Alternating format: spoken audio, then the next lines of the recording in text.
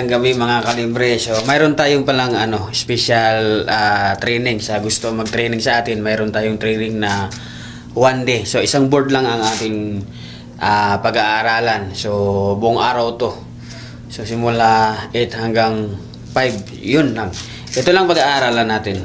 Itong common board. So, ituturo natin ng actual yung mga lahat ng error nito na palaging lumalabas.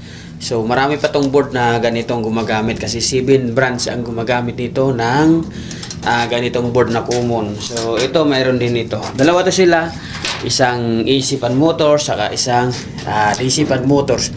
Yan, sa gusto matuto mag-repair ng direct natin ituturo yung mga palaging lumalabas na error na ganito. So, mayroon tayong one day training para doon sa mga malalayo. So, pwede makapunta ka agad dito ng isang araw lang at may tuturo natin ito. Ito yung brand dito, marami dito. Carrier, Colin, Copil, basta marami. Pitong brands ang gumagamit ng ganyang board. May tuturo natin yan kung anong mga brand yan na gumagamit dati. Kasi ito ngayon, iba na ang lumalabas ngayon. Pero marami pa rin ang gumagamit nito. Kailangan natin matuto tayong mag-repair. One day lang ito.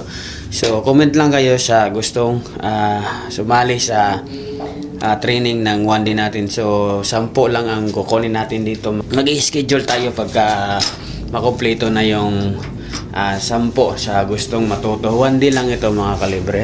One day lang ito. Kasi marami kasi nagre-request sa atin eh. Kung mayroon tayong isang araw lang na tutor. So, pabigyan natin yung mga unahin natin to. So, sunod naman, ibang brand naman ang ituturo natin.